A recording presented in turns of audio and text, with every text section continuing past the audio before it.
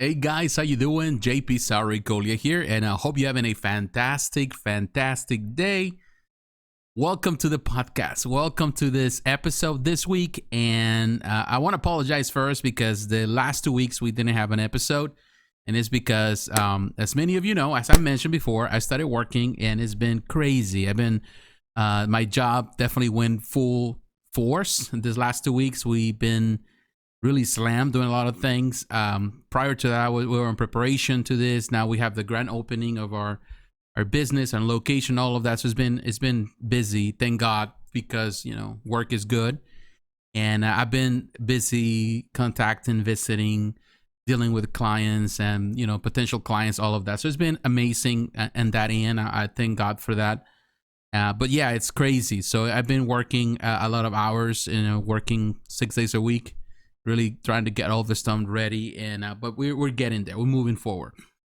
So I didn't get a chance to record an episode on the last 2 weeks. Last week I had the potential of the possibility of doing it, but because of San Diego, not San Diego Comic Con, Sideshow Con, which is technically almost pretty much during the same time. Sideshow Con was the big deal, and everyone was talking about it. Also talk about it in my main channel, JP Sara Reviews. I cover some of that. I talk about my impressions. I had a live stream, all of that. If you haven't watched that video, you can watch it. It was 3 hours, but you can always go and use the timestamps if you're only interested on a particular collectible, because we cover everything that was up pretty much during the week except the weekend. And it was fun, being able to share my views live with other people, answering questions. So you can always access that video on my YouTube channel, JP Sara Reviews. And also, I have shared, my thoughts in regards to it. And at the end, my final thoughts and all of that. But it's been interesting and it's been crazy. And I've been having a lot of ideas in regards to what to talk about. And actually, to be honest, just to give you some insight, I did record a podcast, an episode for, like in this case, not last week, but the previous week. That it was in regards to collectibles. I wanted to talk about a particular subject that I think is extremely important in regards to scamming and scammers and a lot of things that are happening in the collectible world, that there's a lot of it, and I wanted to cover the basis, particularly for people that are getting into the hobby and they don't really know much about it. And there's a lot of things here that you have to watch out for. But I recorded that, but unfortunately, I was so tired because of that first week of work that when I tried to edit the video, I didn't even realize it. I deleted that video, I deleted the recording, and I was unable to save it because it was a really large file. So I was unable to save it or to recover it. So ultimately I said, you know what, I'm going to have to record it again. And I didn't get the chance to do it. But we'll get to it because I really want to talk about that. So stay tuned for that episode. I'm not sure if it's going to happen next week, but I know that very soon we'll cover that. I want to share that because I feel that a lot of people, they kind of need to know, so that way you save yourself from trouble, because there's a lot of things, there are a lot of bad experiences, and it seems that nowadays there's a lot of scammers pretty much around, and it's definitely something that is getting out of control. So we need to kind of watch out for that. So I'll share that maybe next week or maybe in a couple of weeks. But today, I want to talk about something that in reality started with me, and I've been thinking about it for quite some time. And maybe you already know this because of the title, the return of the comeback of the 1/6 scale. And I want to clarify this. I'm not talking about action figures, because sometimes when you mention about scales, when you say, 1/4 or a quarter scale, and then you say 1/6 scale, a lot of people assume that you're talking about action figures. Well, I'm not talking about action figures. I know that a lot of people, they think, when they think about the 1/6 scale, that's why they think hot toys and stuff like that. But that's not the case. This podcast today is going to center around statues, around not only the 1/6 scale, but also the Bowen scale that could be between 1/8 to 1/7.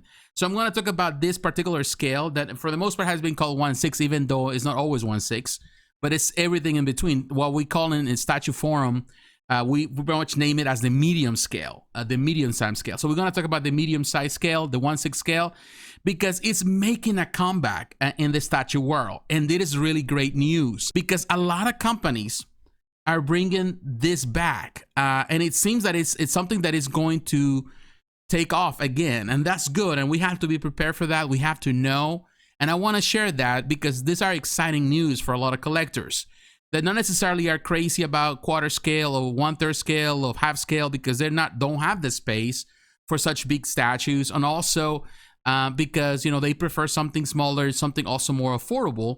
There are a lot of there are options out there, but unfortunately we have really a bad time.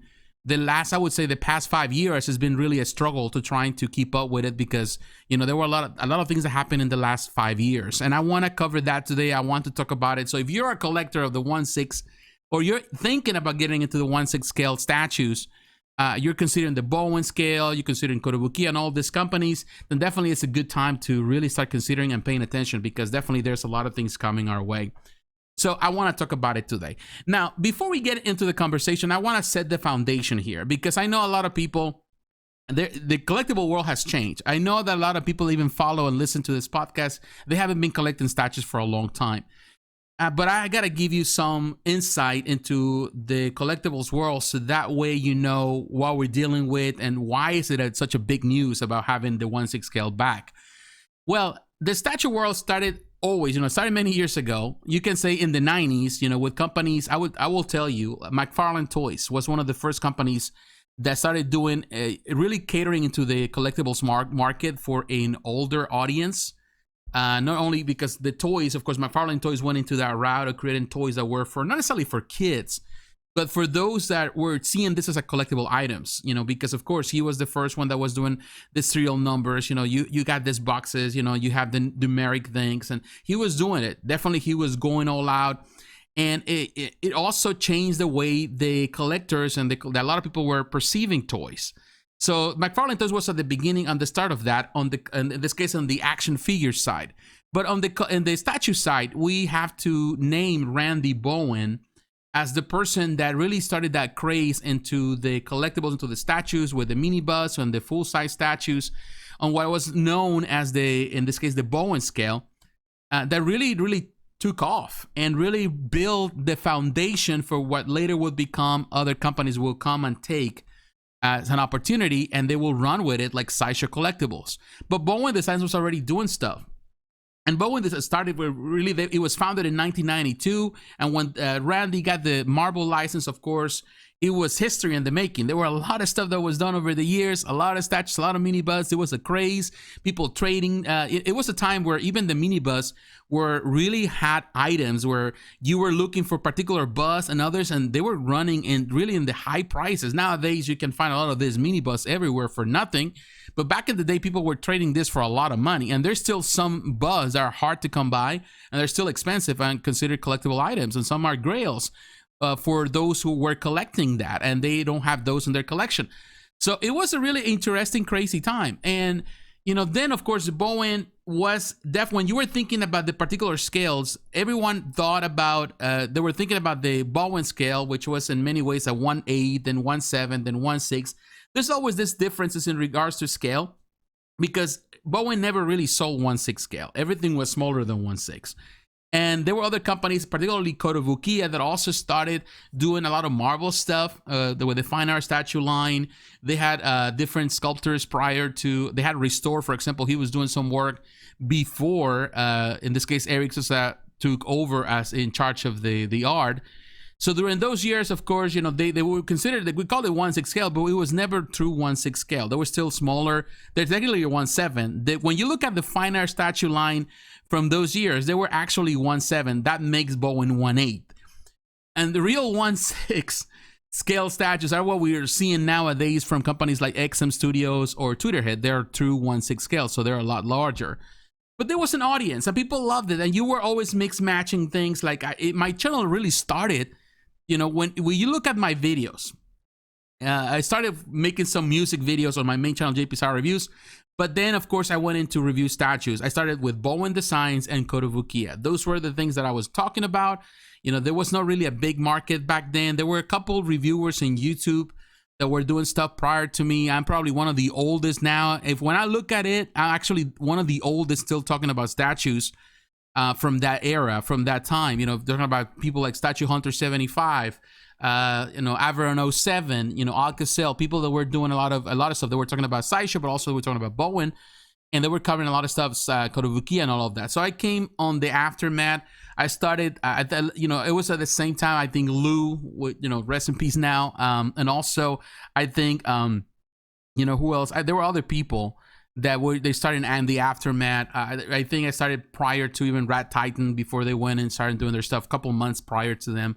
It was a different time, it was a standard. You have these two competitors in the market. You have the Bowen and Kotobukiyas, which were the 1/6. People call them 1/6 again, but they were not true 1/6. And then you have the quarter scale stuff. And Sideshow was untouchable. We also have PCS doing quarter scale stuff.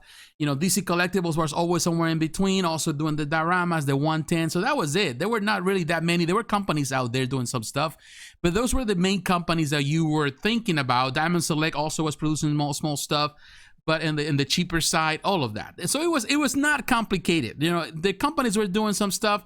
It was not much stuff happening in the world, but things change. Really change. And I will tell you this, I remember the time when, and we can go back now that we're celebrating the 8th anniversary or the 9th anniversary of Prime One Studio. When Prime One Studio was introduced, and they were introduced in the market at the same time of XM Studios, they came in pretty much at the same time.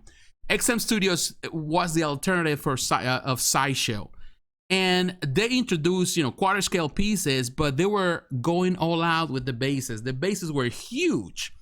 And sometimes, some of these boxes, they were super huge. And not only that, you have to get 2 boxes.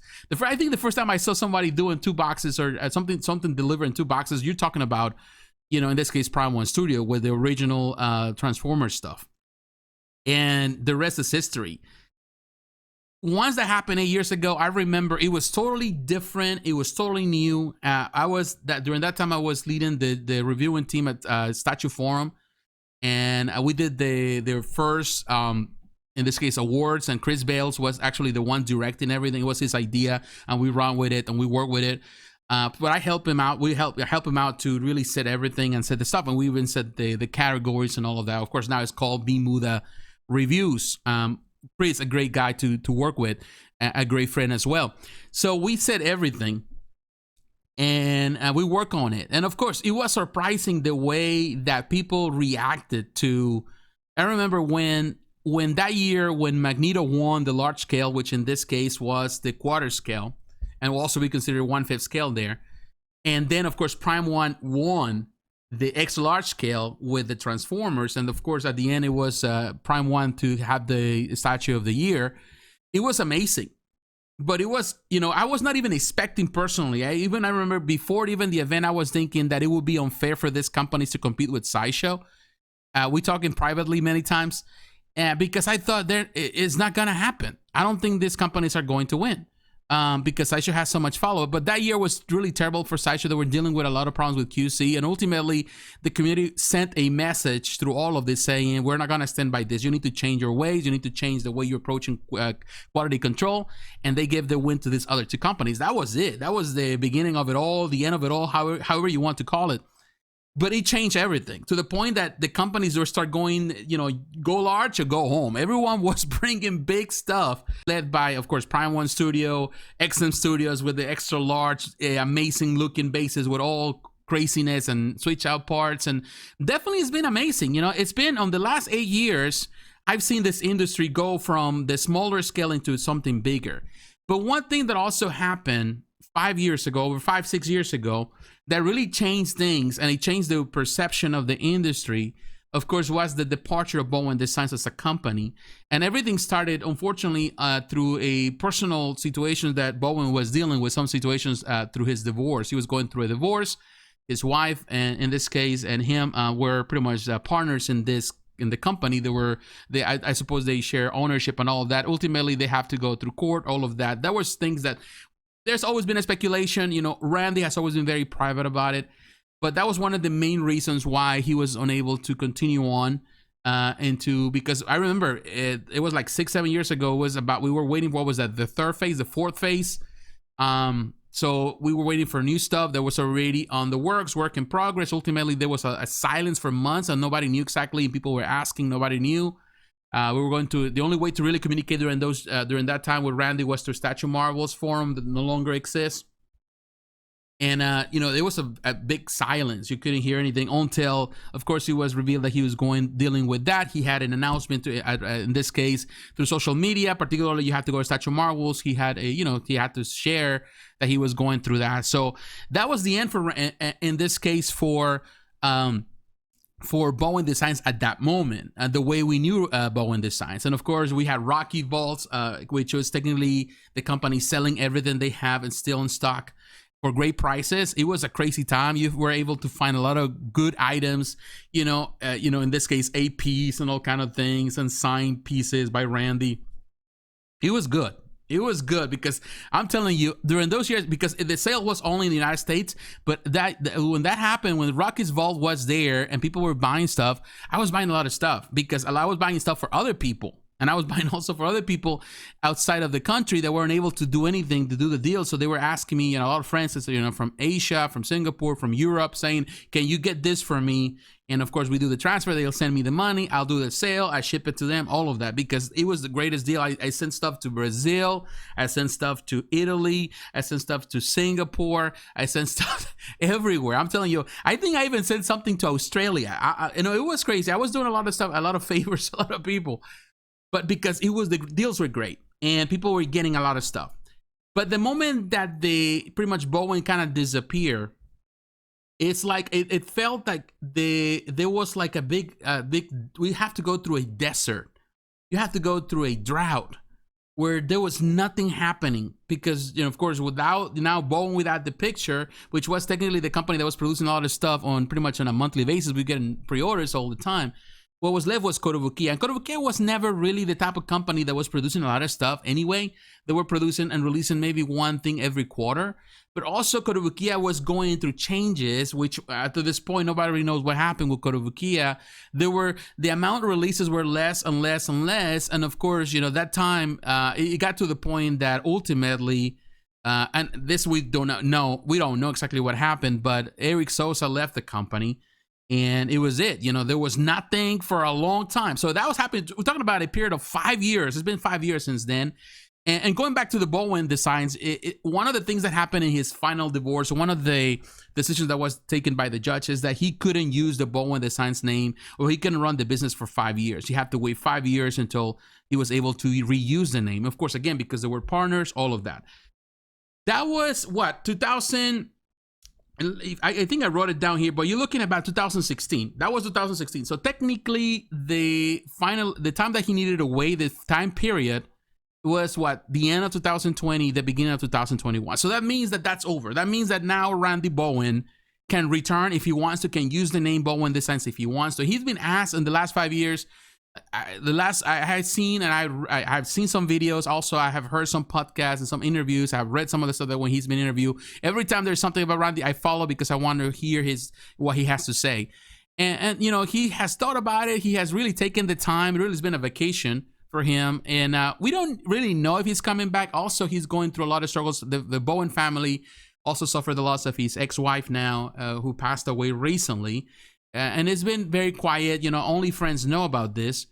And it's been really difficult for the family. So I think that it's, to really speculate when he's coming back, or if he's coming back, it's just hard to tell. But the truth of the matter is that Randy, if he wanted to, he can come back. And now, of course, he can reuse the name because technically Bowen Designs as a company, the name never went away. He still owns Bowen Designs. He's still the owner. He still can carry the name. It's his name after all. So he can come back. But of course, he's been really taking the time. He's been doing some stuff. He's been visiting. Of course, last year, because everything with COVID was closed, but he was visiting some conventions. He was doing some seminaries, stuff like that, some training, some monster stuff, things like that. He was doing a couple of things. He's been busy. And he's also in social media, on Facebook. Sometimes he's participating in some Facebook groups and stuff like that, which is rare, but he is there. So we know he's okay. At some point, we also have Gentle Giant producing 1/6 stuff. Particularly the motorcycle stuff. We have the Captain America. We have the Ghost Rider that I reviewed in my channel many moons ago. So they were doing some stuff, the Hawkeye, but also they got the Mini Buzz of Marvel. But Gentle Giant also in those 5 years went through really a situation where we didn't know if the company will survive until it was purchased by Diamond Select Toys, which was a fantastic stuff. Fantastic news. And of course, little by little, Diamond Select is being taken over, pushing the company forward with Gentle Giant. But it was a time where we didn't know the status of a lot of things. We didn't know if the 1.6 will survive, or the collectibles that we're producing for that medium scale would survive. And also, one of the biggest things that happened in the last five years that really have killed a lot of the aspirations, and also had made things more difficult for a lot of us, has been, of course, the closure of DC Collectibles. DC Direct that happened last year, or early this year. No, early the year last year. I don't remember now. But it was closed. They tell we closing shop, and and it's gone. Gene Fleischer, who is a fantastic guy that was running the play, in this case the company, that part of the company for a long time. He was gone, and so many artists and so many projects, and they were doing the designer series, all of that pretty much put on hold, and there were a lot of projects that were canceled. So definitely it was a scary time. It got to the point, and really we need to think about this. It's gotten to a point that, everything that we see on a daily basis, and I talk about collectibles all the time here, of course, in my main channel. Every week there are releases from a lot of companies. A lot of things are coming out. But the vast majority of the companies are doing quarter scale, or they're doing 1/3 scale, or half scale. We get to see that. Or right now, for example, Iron Studios, they've been the kings of the 110. They've been doing 110 for everything. They have so many licenses. 110 is good. And as much as I love the 110, I think it's a great price, very affordable. It's a really nice scale. I've never been necessarily a 110 scale collector. I always loved the 1.6 because it was perfect, the perfect scale for me. It was not too big, not too small. It was just the perfect scale. Although in many ways, I would say that 110 fits better for me because scale-wise, because of my space, all of that. Also, I think it's better onto in this case, to my wallet. But I love the 1.6. And after you've been collecting 1.6, it's like, now what am I supposed to do with the stuff that I still have? Do I have to get rid of it now to go to the 110? So I felt, what, I'm just gonna stick to it. I'm just gonna, for a time I was thinking, I'm just gonna go back and take some of the stuff, because of course, of the years, you trade stuff, you sell stuff, all of that. Just get some of the stuff that I sold in the past, get it back. Also, I thought about maybe getting some of the pieces that I always wanted and I never got the chance to get. So I'm thinking that I can work with that. I can work with the stuff, whatever is limited. I don't have to really be crazy about other things. And I was eyeballing some other things here and there, because I really, up to this point, I don't feel comfortable going bigger than that. I just don't. When I started collecting, when I came back to collectibles back in 2008, 2009, or 2007, I remember, I think between 2007 and 2008, I came back to collectibles. I'm telling you, I was, at that moment, I remember that I started with Sideshow again, PCS and Sideshow. I was doing that, but it was too big for me. And at some point I would say, what, I need to kind of move on. And then they started going into the Bowen and into the Kotobukiya stuff. And I found it to be the perfect scale for me. And I also, I was collecting, I had some, 110 scale from DC Collectibles, DC Direct, but I never gravitate towards it. I never felt that I needed it, that it was the best thing for me. And so 1.6 was it. Even though, I have to clarify this again, because I know some people will try to correct me on this. When I'm talking about 1.6, I'm not talking about the actual scale. I'm talking about this case, the medium scale as a whole, whether it's Bowen scale, whether it's Kotobukiya scale, whatever, everything that is in between. And I'm telling you, I was like really disappointed. But at the same time, I felt, okay, it seems that nobody cares. And I heard over the years, in the last 5 years, I heard a lot of people moving on. A lot of people that they were part of this channel, they follow me. They say, I love what you do. I love your videos. But I moved on. I sold all that stuff. Now I'm in the 1/4. And I saw many friends moving on into the larger scale, because it wasn't an exodus of people going there, because that was the newest thing, the stuff that was coming out, the coolest looking things, what everybody's talking about. And sometimes people, they like to gravitate towards that. People follow the masses, and that was it. And only a few were left kind of holding the fort. We're holding the fort. I've been holding the fort for the past 5 years, thinking I don't know what's gonna happen. And to be honest with you, it was good for me, like last 2 years, because I wasn't working, like a normal job. I was doing the YouTube stuff, and because I wasn't making money, then I have no money to spend, and there's no collectibles to cry out, because most of the 1.6 is not there. There's nothing there. So I was like, okay, I can deal with that, no problem. I talk about the bigger stuff, the smaller stuff. I talk about collectibles, but I don't have to invest on them, because ultimately I don't have anything there that really attracts me the most, that I feel that I need to add to my collection. But that things is changing. And that's the reason I'm telling you, I feel like things are changing. Now, of course, I to this point, and of course, we've been talking about the past. But now it's time to talk about what's happening right now, because there are a lot of things that are happening right now in this collectible world. They're really, really amazing. That I feel that there is now, we have to be ready for what is to come. I feel that companies are coming back, returning to the 1/6 for many reasons. Why? Because of course the market is changing. The prices are going up. In this case, the products are changing. The way things are being handled are changing, and companies want to save as much money as they can, reduce the cost in order to make more profit. At the end of the day, it's all about margins. However, it's important to always keep in mind that producing a 1/6 or 1/4 sometimes it's almost the same. You know, I talked to a lot of people, a lot of producers that have dealt with factories and all, and for many of them, they will tell you straight up, it's sometimes it's not that good, because if they're gonna cost you the same amount of money to produce a 1/4 to 1/6, the difference is so small between them to produce one or the other. But you can always put a bigger price tag on a 1/4. Companies are gonna go for that, you know, instead of a 1/6, because, you know, there's also a mindset already, a set price in our mind of how much we're going to pay for certain things. Of course, this is the battle right now. This is the dilemma right now with the pricing. But a lot of companies, you know, like people are thinking now, when you get to see a lot of the quarter scale stuff, at least being $700, at least, and if not, it's $1,000 or more. And when you look at the 1/3 scale, that it was $600 back in the day, because I'm telling you, the first 1/3 scale piece that I remember in the Marvel stuff, the first 1/3, if I'm not mistaken, I was trying to recollect this, and I remember the first one was Hollywood Collectibles. Hollywood Collectibles, 2008, 2009, they released, when Marvel vs. Capcom, the video game, came out. I think it was 2009, something like that, or even probably more than that. They came out, they produced 2 1/3 scale pieces, one of Wolverine and one of Ryu. And that was it. That was the first time I saw 1/3 scale on that, because prior to that, if you want 1/3 scale, there was 1/3 scale. It's been around for quite some time, since the early 2000s. CinemaKit, the company, was doing a lot of stuff for Terminator. They were doing stuff for, in this case, Alien and Predator, all that stuff. You have 1/3 scale pieces there. But it was just like only them, nothing in the Marvel side or the DC side. But of course, you know, Prime One Studio, in this case, Hollywood Studios did that. And then Prime One Studio took it, you know, and ran with it. And now, of course, they produce so much stuff on the 1/3 scale. And you see so many producers going into the 1/3 scale. It seems to be very popular, has gained momentum. People are in love with it. People love it. But the prices are ridiculous. And that really has pushed a lot of collectors out of the way, particularly collectors that are more concerned about being budget friendly, and also collectors that have been here the longest, you know, people that have been collecting things, because again, you know, back in the day, 1/3 scale was something that it was rare to find. There was nothing there that was 1/3. Everything, if you wanted anything on that particular scale, I remember when I started here, there was not even DC license for 1/4 scale.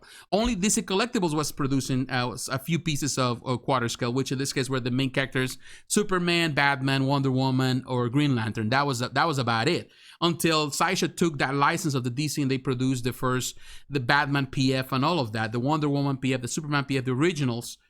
But there was nothing. There was nobody producing them. So everything was on the, you know, if you want Marvel, they only have the options you have, in this case, Sideshow, whether it was 1/5 scale or 1/4 scale. And you have Bowen or Kotobukiya producing the 1/6, the 1/7, you know, the Bowen scale stuff. It's amazing to realize that we have come a long way in the past 5 years with everything is super large. It's like we supersize everything. Everything is large and people are unafraid. People see like prices as normal. But, you know, like I'm telling you, the first 1/3 scale, that Wolverine, when he came out, the price was $500, $600, and people were crying for it. Say that was too expensive for a 1/3 scale piece.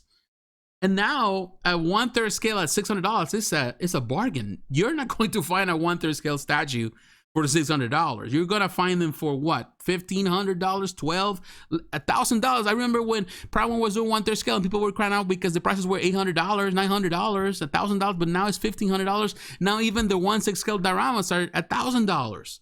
It's amazing to see how far we have come. So definitely a lot of collectors right now coming to a place that is this bubble, and collectors are coming to a place where, you know, if you want to keep up with the Jones, you want to keep up with the image that you're a collector, then, you know, people have to, you know, pay. Sometimes you pay more for your collectibles a year than you pay for your mortgage.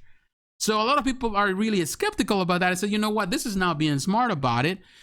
I need to find a solution to it. I need to keep collecting because, I think collectors are a special breed. You love to collect things, you love beautiful things, but you need to find a happy medium, a happy ground. So people are turning into looking for something, and companies know that, and they know that they cannot continue selling because ultimately people run out of space and also run out of funds. So you have to present something that is easier for the customer, in this case for potential clientele, to look at it and says, you know what, this is something that I can be on board with, and there's potential in it for growth. And I feel that that's where they're going, and it seems there's popularity. And I can tell you right now, I was making a list of all the companies right now that are making a comeback, and they're working towards going into that particular scale, into that happy medium. For example, Marvel stuff. If you're a Marvel fan, the companies that you can get Marvel stuff right now, you got Diamond Select Toys. Of course, since Claiborne Moore took over as the art director of the company, they've been improving. They've been doing a lot of stuff. Of course, they also have the PVC stuff, which is in a smaller scale, more like a 1/8, 1/7, more like a Bowen scale. But if you want something bigger, then they have a lot of stuff to produce, and the prices are excellent. Now you can combine that with any 1/6 collection, any Bowen scale collection. They do have that. I will tell you, the only thing that I'm not really happy with the Diamond Select Toys, I feel that the quality is improving and is good, but sometimes some of the statues, they don't have the same scale, so they're all like in different scales. Some are bigger than others. Sometimes I think it has to do with the production and the factories, and they want to fix everything into these boxes. So they have to reduce the cost. Sometimes they have to reduce the piece if it's too large for that, because that's how the factories charge. They charge based on pretty much on the square footage and all of that, not necessarily the scale. So they have to know, they tell you, well, this is what you're going to pay for it. So that's the situation there. But also Kotobukiya, of course, we have restored doing the stuff that he was doing. There's still some stuff that is on pre-order will come out. But now we have the Kucharik brothers, and I mentioned this in my main channel. Now they are becoming the art directors here. They're taking the lead. And they already, we already have that Cable that is coming. We have a Deadpool that already showcased some of the renderings. Also, just a few days ago, in this case, the Kucharik brothers, Brian, he's very active on social media. He presented also rendering of, in this case, the Ghost Rider. That's good news. It seems to me that there's potential for Kotobukiya. It seems that Kotobukiya wants to come strong with it. And as we have seen with the previous pieces that have released from Restore, the quality has improved from the stuff that we're doing with Eric Sosa. And it has nothing to do with Eric Sosa. It's not his fault that the quality wasn't that great, but it seems like Kotobukiya is understanding now that it's important to give quantity, because, if you're asking for a higher price, then you have to match that with the quality. So they're doing that, and that's good. So, I feel that, and also these are larger, are more in pretty much in line with a true 1/6 scale, and that's always good. So I know some people don't like it because ultimately when they try to match it up with the older 1/6 scale stuff, it doesn't match up well. But we're looking at true 1/6 scale here, and that's good. So definitely that's another potential. Also PCS on SaishoCon, they revealed that Magneto that is based on the Marvel Future Revolution video game, which is a mobile game nobody cares about. I don't care about. But they also have other projects on the pipeline. If you go to the forum, you're going to see that they've been working on some other characters also for Marvel. So this is not going to be the only thing. The only thing that I'm concerned about is the pricing. They also have two options with the base and one without the big bubble base or whatever, which is fine. The price, but if you want the big one, it's like $600, which I think is a bit steep for that.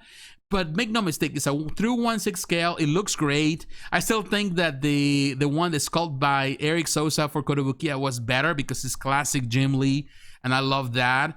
A lot of people have compared that even with the Bowen designs that was done, the last Bowen action Magneto, which is amazing. But I think this is really there. I like the quality. It looks really good. Of course, also Iron Studios did a 1/6. So you have these options there, and Iron Studios hasn't done, like Marvel stuff, like since they did that Magneto as a 1/6. They haven't done much stuff, but I don't know where the license stand right now with them, but I'm sure that they can really tackle it at some point because they do that with DC. So we'll see. But definitely there are options out there. So I feel that in the years to come, we're gonna see this company is really bringing this stuff. So whether Bowen Designs comes back, which I will hope, because Bowen, is a great company, always going to be, and just the name of it is just is legendary to me. But we have, again, Diamond Select, the Kotobukiya, you have the PCS. All these companies really are coming strong, and the options are there. Now on the DC side, you have to consider XM Studios. They've been doing the DC Rebirth line, and those pieces look amazing. Yeah, they're not that cheap, but they're doing that plus the David Finch dioramas that look amazing on the DC side. So it's really good. That's another option. And not necessarily you have to be tied into, like they have with the Marvel license, they couldn't sell outside of Southeast Asia. They can sell around the world. You can go not only through them, you can go through Spec Fiction or any other online retailer that does that ships to different countries. You can go through many different routes, and definitely the quantity is there. It's more on the modern side because that's what they have with the DC Rebirth and all that. But I feel that the potential is there, and they're looking amazing. Twitterhead is really doing amazing work. Twitterhead is just on another level right now. I think the bases are getting too big though, but that's besides the point. I do feel that what they're doing, the vision with, in this David Igo, now of course in leading the charge, and all the artists are there. You have Guillermo Barbiero, who is a phenomenal sculptor. I love his stuff. Also Dan Ulrich doing amazing stuff. You also have Amilcar Fung and so many others. This is the thing. This is a great deal. Once David came to work for Twitterhead, it really ramped up everything. Amped up everything to the point where now, like, I feel that Twitterhead went to having amazing stuff to super amazing stuff. That's just bottom line. I feel that it's beyond what they did before, which was already good, but this is even better than that. To the point that I feel that this piece is 1/6 scale can give the quarter scale a run for their money. Just simple as that. Amazing. They're doing amazing stuff. A lot of the DC stuff they have on the pipeline is amazing. Of course, they're doing the 1/5 scale also with it. But definitely for 1/6 collectors, and this is a 1 through 6, they are looking amazing. And I feel that the options there for DC fans. Also, you have Oniri Creations. They're from France. This company, of course, they did the Superman, and also they did the Flash based on the art of Jim Lee. I think we have to pay attention to Oniri. I think over time we're gonna see more stuff from them. Definitely is they bring in something very refreshing, and the concepts they have very dynamic.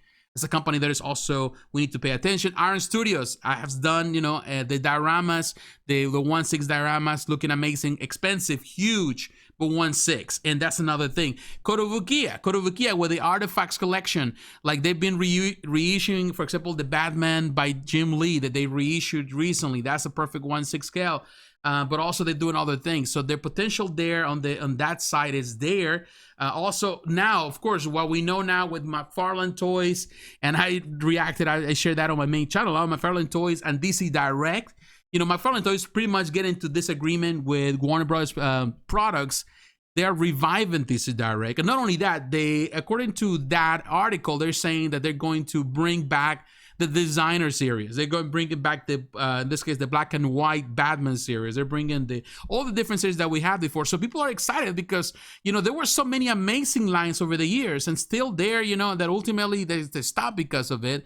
But, McFarlane, he's a genius. When you think about Tuck McFarlane, what he has done, he understands that. I know some people have mentioned that they worry about the pricing going up. And we have to understand that everything is going up, so it's very likely that prices are going to go up. However, I have followed McFarlane for a long time. I've been a collector of McFarlane stuff for years.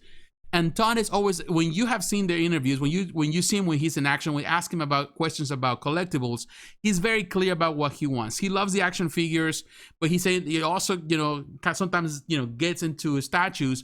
But one of his concerns is about bringing stuff to the masses, but at the same time at a good price. He knows the industry. If there's a person in the industry that understands the industry pretty well, that has a lot of connections, that understands how things work and what people want, and how to connect with in this case, with the audience, with the fan base, but also at the same time, how to deal with the factories, how to deal with the companies, how to deal with the licenses. This is Tuck McFarlane. He knows what he's doing.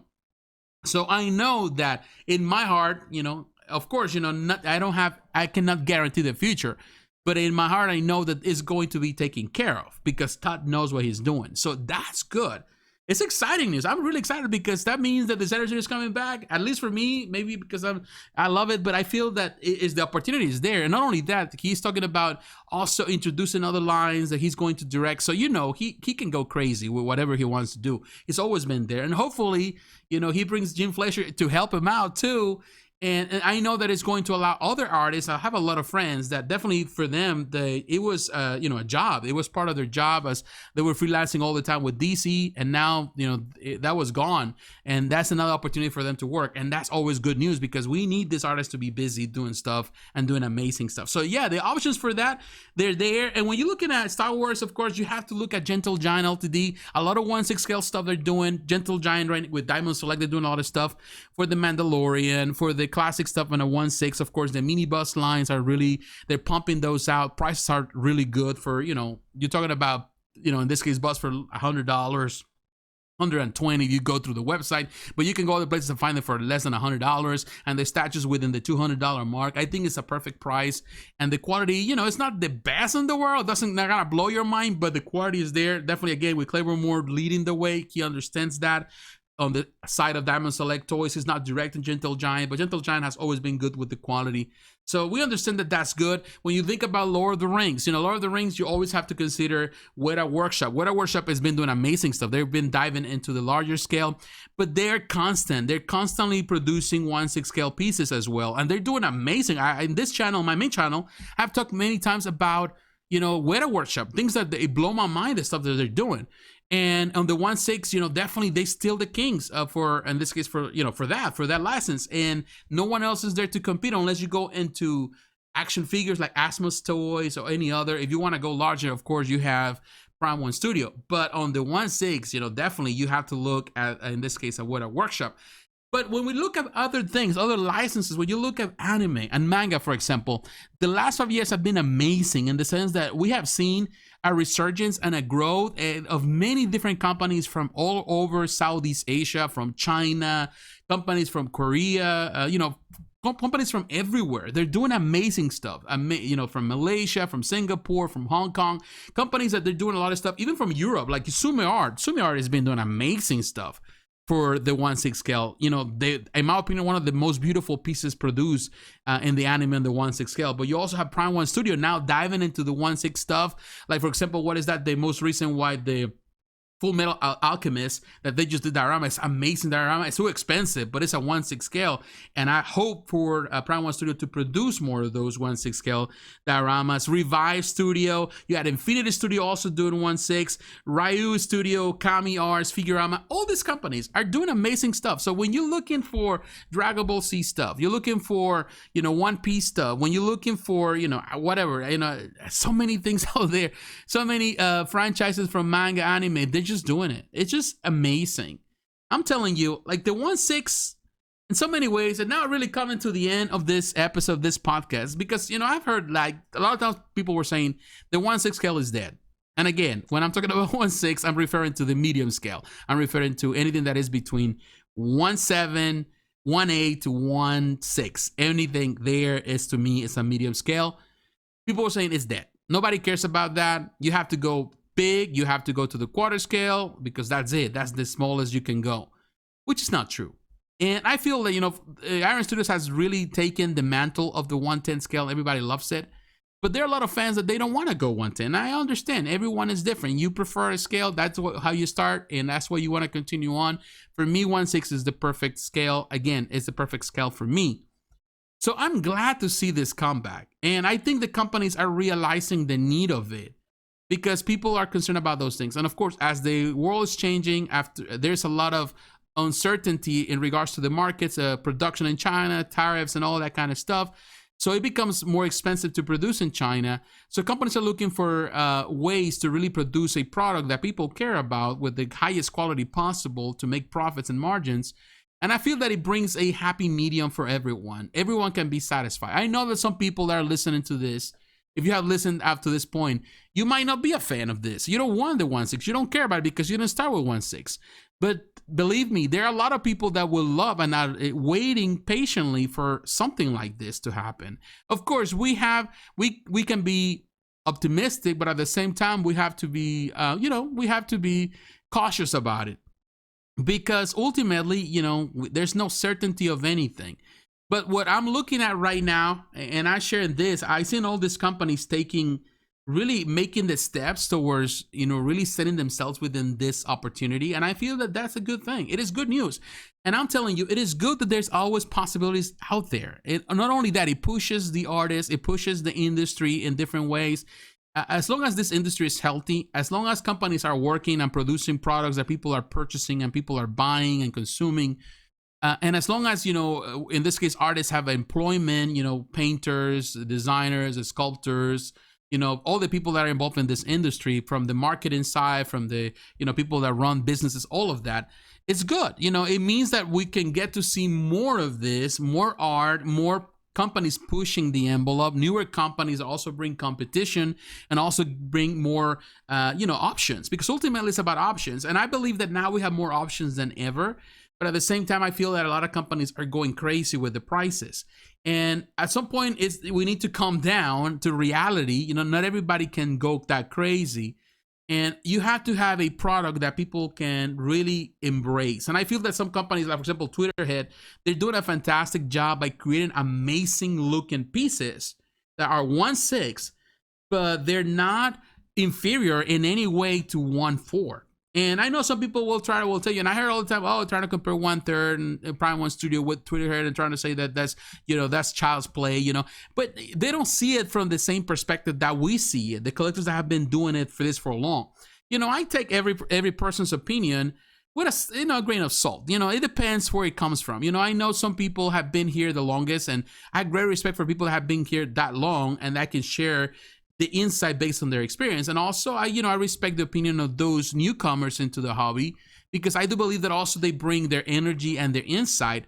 But at the same time, I realize that, without the proper experience, without pretty much the context, it's hard to really determine what is good, because I've seen people saying, well, whatever is new now is better than what it was in the past. And sometimes people even argue to the point of what is a grail and what should be called a grail. And I tell you, at the end of the day, art is subjective. We have difference of opinion in regards to the art, but ultimately there are standards that have been set and the foundation that has been set, and there are universal unwritten rules that we all follow about what we consider a grail, what we consider best or not. And I'm telling you, the 1/6 scale has been a perennial part of the industry, even in through ups and downs. The Baldwin scale has been a perennial part of the industry, and still one that people gravitate because it is really fun to collect. It's really fun to collect. I prefer to collect the smaller stuff because I like to collect every single piece. As a comic book aficionado, as a person that grew up reading comics, I love the obscure characters. I love to have something that represents that. And you can do that with action figures. But to be honest, a statue is on a total different level for me personally. And, a lot of 1/3 scale collectors, they might not be as in tune with it, in this case, with comics and stuff like that. So for them, having 10 pieces, that's it. They're happy with their 10, overscale statues in their place. They're just looking at that, the beauty factor or something, that when they go home after work, they want to look at it and they want to, take a trip or whatever, to do whatever they need to do and to be, at ease. But to me, it's about the factor of collecting, and adding and actually trading stuff, which is kind of going back to comics, going back to when we were used to trade cards. And in so many ways, collecting this smaller pieces was all what it was all about. It was about trading, buying, selling, and trading. And I'm telling you, I did my fair share of that with statues until, pretty much Baldwin's designs kind of disappear, because of obvious reasons. So I'm glad, I'm all for it. Definitely, I would love to see again people really talking about Baldwin, talking about the 1/6 scale, talking about the Baldwin scale, and getting excited. And it's nice to see, like I'm telling you, with Sideshow Con, people were so excited, because of Twitterhead. And to me, that's good news.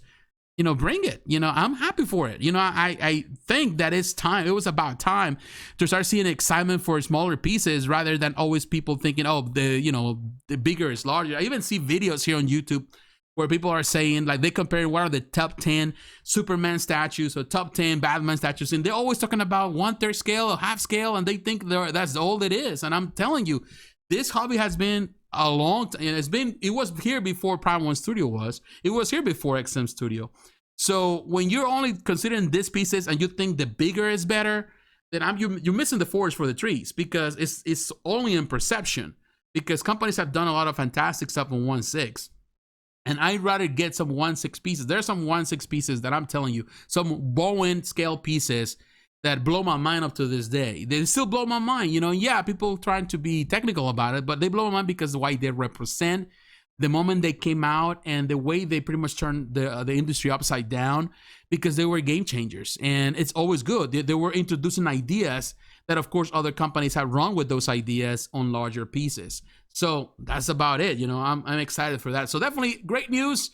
I'm telling you, this was a really long podcast, almost an hour, but it's exciting. I'm excited. You know, I'm really excited, you know, to see what's happening in the collectibles world. Is, you know, we still gotta wait and see. Hopefully it's the perfect storm. Hopefully it's not just, you know, some noise to the wind, you know, like something that it just gets lost in the way. You know, I you know, it's nice at least to be excited about something besides just, you know, the bigger stuff or the super large and super expensive stuff that I cannot afford and that most collectors can't either. So it's good to know. But what is your opinion, my friends? What do you think about this, about the news? Are you excited for this company's taking the mantle of Bowen? Are you excited for the idea of the possibility of Randy coming back? Let me know in the comments below if you're watching in YouTube. If you're listening to the podcast, you can come to Facebook, to Twitter, Instagram. Let me know what do you think about, you know, today's episode. Let me know what do you think about the future of this industry. I would like to hear your opinion. My friends, thanks for watching. Thanks for listening. God bless you. And I will talk to you again. Bye-bye.